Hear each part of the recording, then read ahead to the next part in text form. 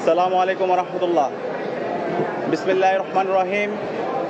সম্মানিত সাংবাদিকবৃন্দ, আপনাদের সবাইকে আন্তরিক মোবারকবাদ জ্ঞাপন করছি।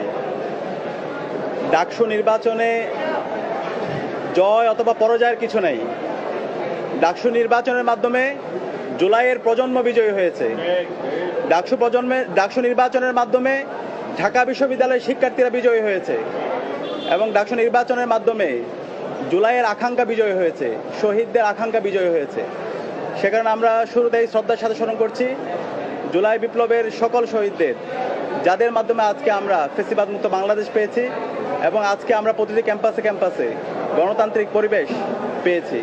একই সাথে আমরা স্মরণ করছি বাংলাদেশের আজাদী আন্দোলনের সকল শহীদদের, বিশেষ করে মহান মুক্তিযুদ্ধের সকল শহীদদের, 90-এর স্বৈরাচার বিরোধী আন্দোলনের সকল শহীদদের, আধিপত্যবাদের বিরুদ্ধে, আগ্রাসনের বিরুদ্ধে লড়াই আমাদের অগ্রনেতা শহীদ আবরার ফাহাদ সহ ক্যাম্পাসের ছাত্রলীগের নির্যাতন নিষ্পেষণে যতজন শহীদ হয়েছে সকল শহীদদের আল্লাহ পাক সুবহানাহু ওয়া তাআলা সকল শহীদদের জান্নাতুল ফেরদৌসের মেহমান হিসেবে কবুল করুক, আল্লাহুম্মা আমিন। প্রিয় উপস্থিতি, ডাকসু নির্বাচনের মাধ্যমে ঢাকা বিশ্ববিদ্যালয়ের শিক্ষার্থীরা আমাদের উপর নেতৃত্বের আমানত রেখেছে। আমরা দৃঢ়কণ্ঠে বলতে চাই, ডাকসু নির্বাচনে ঢাকা বিশ্ববিদ্যালয়ের শিক্ষার্থীরা সাদিক কায়েম, এস এম ফরহাদ, মহিউদ্দিন খান সহ ঐক্যবদ্ধ শিক্ষার্থী জোটের আমাদের প্যানেলের উপর যে আমানত রেখেছে, আমরা সেই আমানতের যথাযথ হক আদায় করবো ইনশাআল্লাহ। আমরা কথা দিচ্ছি, আমাদের শিক্ষার্থীদের যে স্বপ্নের ক্যাম্পাস, সেই স্বপ্নের ক্যাম্পাস বিনির্মাণ না হওয়ার আগ পর্যন্ত আমরা থামবো না। আমরা আমাদের লড়াই চালিয়ে যাবো ইনশাআল্লাহ।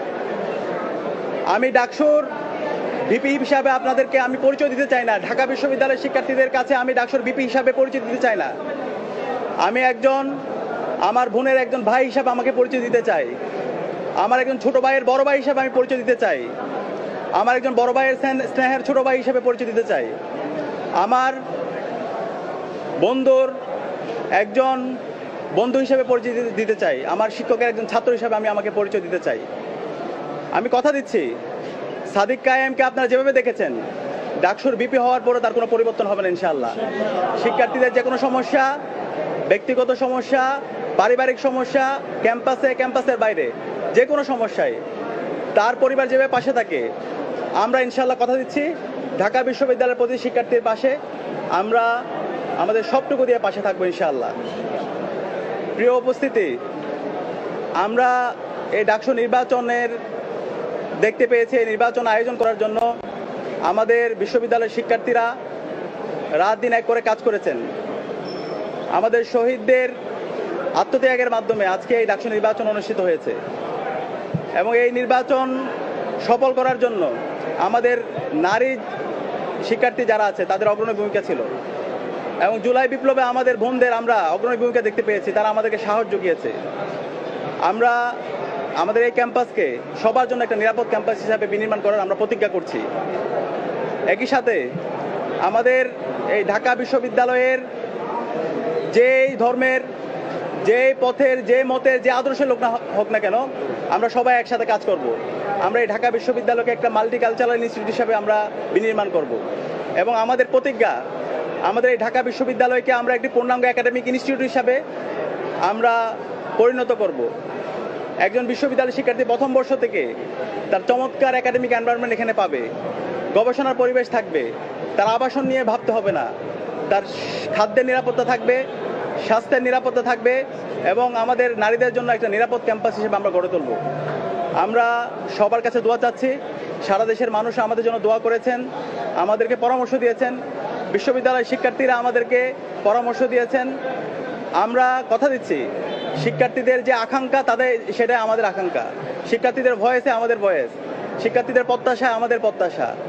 আমরা আমাদের এই ক্যাম্পাসকে স্বপ্নের ক্যাম্পাস বিনির্মাণ না হওয়ার আগ পর্যন্ত আমরা আমাদের লড়াই চালিয়ে যাবো ইনশাআল্লাহ।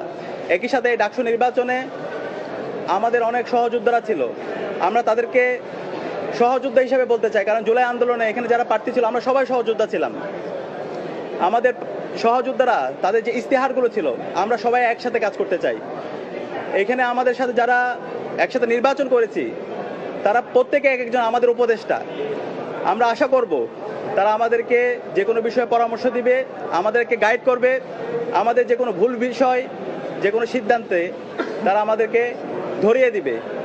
আমরা সবাইকে নিয়ে আমাদের স্বপ্নের ঢাকা বিশ্ববিদ্যালয় বিনির্মাণ করব এবং সেই ক্ষেত্রে আমরা এই ঢাকা বিশ্ববিদ্যালয় থেকে আমাদের এই স্বপ্নের বাংলাদেশের যেই আমাদের সবার বাংলাদেশের যে আমাদের ভাবনা সেটা আমরা দিতে চাই।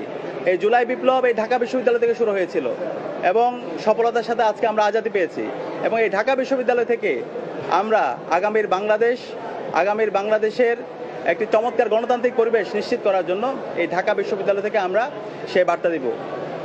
আমরা একই সাথে শ্রদ্ধার সাথে স্মরণ করছি আমাদের ডাকসু নির্বাচনে গতকাল একজন সাংবাদিক ইন্তেকাল করেছেন এবং অসংখ্য সাংবাদিকরা নির্বাচনের শুরু থেকে শেষ পর্যন্ত তারা যেভাবে রাত দিন এক করে আমাদেরকে সাপোর্ট দিয়েছেন, আমরা সবার প্রতি কৃতজ্ঞতা জ্ঞাপন করছি এবং যেই সাংবাদিক বন্ধু ইন্তেকাল করেছেন আল্লাহর কাছে দোয়া করছি আল্লাহ তাআলা যেন আমাদের এই সাংবাদিক বন্ধুকে জান্নাতুল ফেরদৌসে মেহমান হিসেবে কবুল করে এবং সবার কাছে দোয়া চেয়ে আমাদের আজকের কথা এখানে শেষ করছি। আসসালামু আলাইকুম রহমতুল্লাহ।